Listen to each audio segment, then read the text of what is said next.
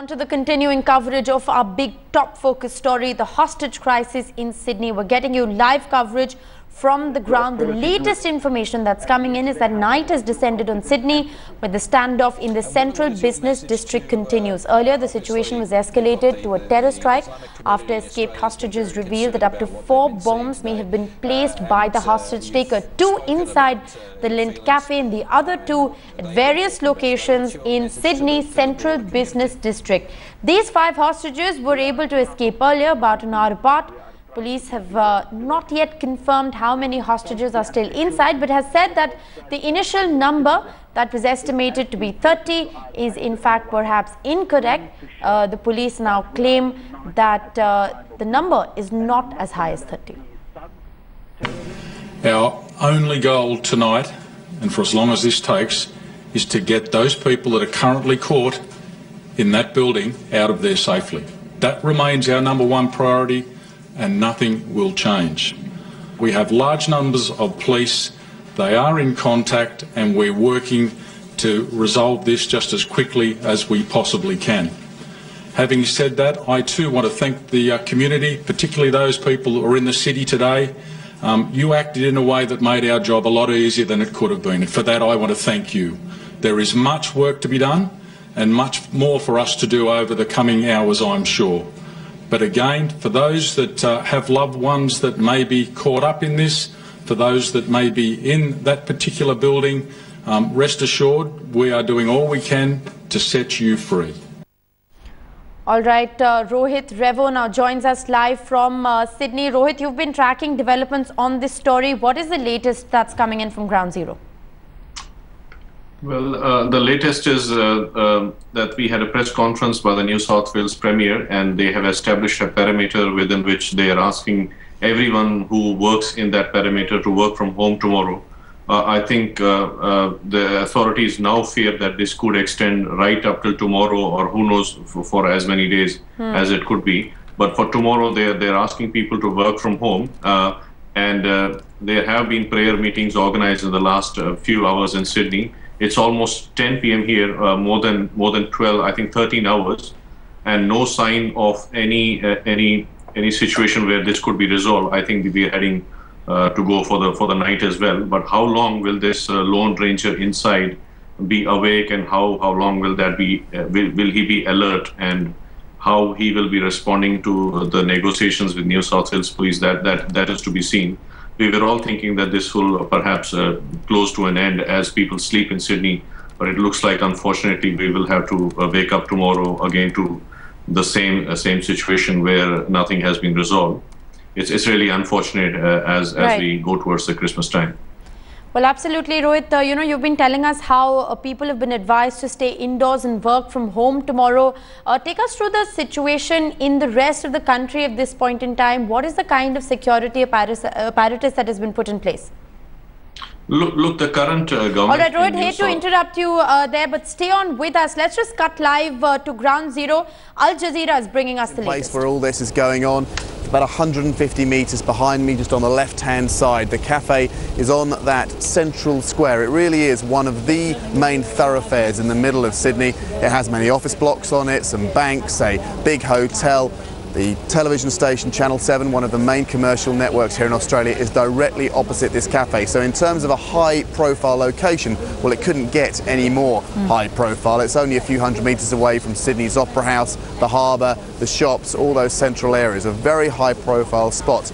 The police have been updating the media every hour or two with a little bit of information. They have, for example, confirmed that 5 people have got out of that cafe. Whether they escaped or were released, the police wouldn't say, nor would they say how many people they believe are still being held inside that cafe, or indeed how many hostage takers there might be.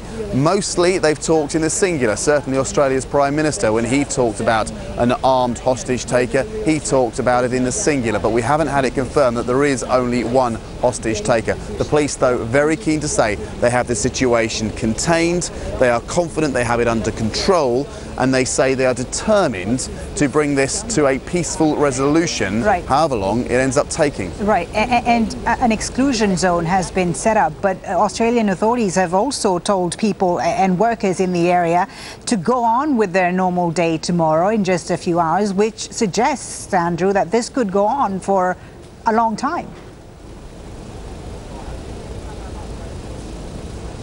It absolutely does. I found that very interesting as part of Mike Baird, the state premier's statement a couple of hours ago now. He said that Sydney-siders should get on with their Tuesday as per normal. Of course, not those within this exclusion zone that runs for about 500 metres in every direction around Martin Place. He said those people should work from home. But the assumption in his statement was that nothing will have changed by Tuesday morning, sort of 8, 9, 10 hours from now, compared to now, and I found that a very interesting statement. That did seem to suggest that they're in this for the long haul. Whether, of course, they want that message to be heard by the hostage taker, whether they have a kind of an ulterior motive going on there or not is unclear. But certainly his message to the Australian public was, don't let this put you off your existing plans for Tuesday, but don't expect this to be over by Tuesday either. And finally, Andrew, you know, we don't know what the motivation is yet of this hostage taker, but Muslims in Australia have condemned this incident. The Grand Mufti has said it has nothing to do with Islam. And this is because they have intentions recently, haven't they, with the Muslim community in Australia? They certainly have. Over the last few months there's been a lot of legislation working its way through the Canberra Parliament in Australia that has aimed to crack down on people who have sympathies with, for example, Islamic State, and the Muslim community here in Australia has felt that that has unduly impacted on their lives. And there's certainly been a growing, anecdotally anyway, a growing incidence of attacks, or verbal attacks, in some cases physical attacks, on Muslims in cities like Sydney. Should be said that a group of 50 Muslim organisations a couple of hours ago published a joint letter condemning what is happening in the square, but they're very concerned, of course, that this could cause a backlash of anti-Muslim sentiment in Australia. Interestingly, in the last few hours we've seen a hashtag develop on social media. The hashtag is "I'll walk with you," and the idea is that people can, if they are concerned because they're wearing religious clothing or religious symbols and they are getting any kind of abuse on public transport or as they go about their lives, that other people will walk with them, they'll go with them, they will support them, because already we've heard a few, anecdotally again, a few incidents here on Monday of people who've been verbally attacked on public transport because they look Muslim, and that this has sparked some of that kind of anti-Muslim sentiment. As I say, this very positive reaction on social media saying that those people shouldn't be afraid, that they too should be able to go about their life, because this has nothing to do with Muslims at all. Okay, Andrew, thank you very much for that update. That's Al Jazeera's Andrew Thomas reporting there live from Sydney on the latest on that hostage taking situation there in Australia. We'll bring you, of course, all the latest developments as and when we have them. Let's move on to other news now. In Libya's... All right, that was the latest that is in fact coming in from Ground Zero in Australia. It is one of the main thoroughfares in Sydney, a high-profile location, a few kilometres away from the Upper House, the harbour, the Reserve Bank of Australia, many big banks, media houses in the vicinity, as Al Jazeera has been reporting. The police say that the situation is under control. However, interesting developments that are emerging is that the Australian authorities have asked people to work from home. It just goes to show that they are expecting that the situation is unlikely to be resolved anytime soon. They are in fact telling people not to put their plans on hold, but also sending out a strong message that the situation is not yet over. Negotiations perhaps still underway. The interesting element that the Al Jazeera reporter has been pointing out, who's been reporting from Ground Zero, says that there have been incidents with the Muslim community in the recent past in Sydney, a crackdown on those who sympathize with the Muslim state. There have been instances of various verbal and physical attacks on Muslims as well. And at this point in time, the other interesting development that's coming in is that there are fears that there could perhaps be a backlash of this incident on innocent Muslims in Australia and around the world. And I Stand With You hashtag is interestingly developed on Twitter. It is one of the top Twitter trends through the world at this point in time. This is people expressing solidarity with the Muslim communities, with Muslims across the world, saying that this attack has in fact nothing to do with them. These are the latest interesting developments, the latest news developments that are coming in from ground zero. Now, the first indications of what the demands of hostage takeover in the cafe have come from the hostages who escaped this ordeal. An Australian news agency has spoken to 2 former hostages, and they say that the gunman has come up with 2 demands: an ISIS flag in exchange of a hostage, and also a phone call to Australian Prime Minister Tony Abbott. These claims, I'd just like to clarify for our viewers at this point in time, are unverified claims. The hostages have also told the police that the gunman talked to 4 bombs, 2 inside the cafe and 2 reportedly in the surrounding central business district of Sydney.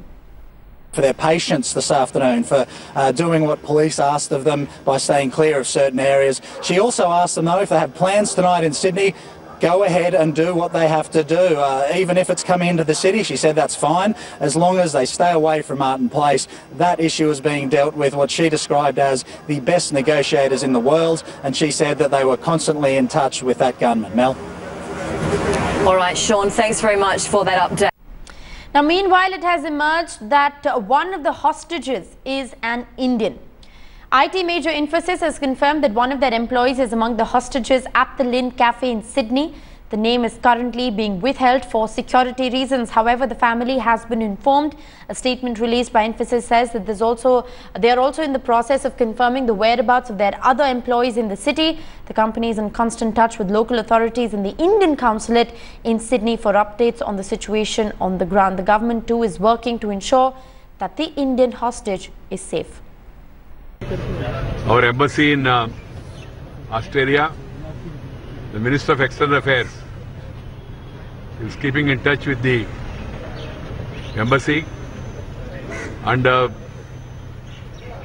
as the situation develops further, whatever steps need to be taken, they are being taken. We don't want to discuss it because there is some information that one of our Indian IT personnel also is there. So the External Affairs Minister is keeping in touch with the concerned people there, both our embassy as well as our counterpart also. All right, courtesy the news agency Reuters, those are live visuals that we're getting to you on your screens from the Lindt Cafe. You can see a lone security personnel on your screens at this point in time, but those are the live visuals that are coming in from Sydney at this point in time. I'd like to cut across to Rohit Revo of the Indian Herald, who's joining us live. Rohit, you've been tracking developments on this story. The latest, as far as the ground report is concerned, we just read, we just heard a short while ago the Al Jazeera reporter, in fact, mentioning, and you mentioned it yourself, that at this point in time, the authorities have asked people to work from home, anticipating that this situation is going to perhaps stretch on for, perhaps the next day, another couple of hours. They're not really confident that the situation can be resolved anytime soon. Yeah, that's right. I think there has been a give and take, and in that process, I think we saw 5 hostages being released as well. Right. Some people being offered food. So these are positive indications. So instead of storming the place, and which could keep some hostages at risk, right, especially in the night, I think police have made a conscious decision to let it play and evolve, and then watch as the situation grows.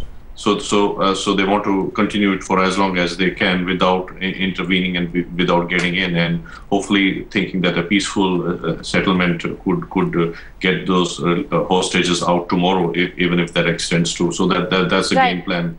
Rohit, I'd just like to get in a word from you, just to put this entire news development into perspective. We've been talking about, live reports as and when it's happening, but just to put this story in a larger context, there have been incidents in the past against the Muslim community in Australia. There have been instances of verbal and physical abuse. Just take us through, what exactly are those incidents that have in fact taken place in the past that could have perhaps led to a flare-up like this?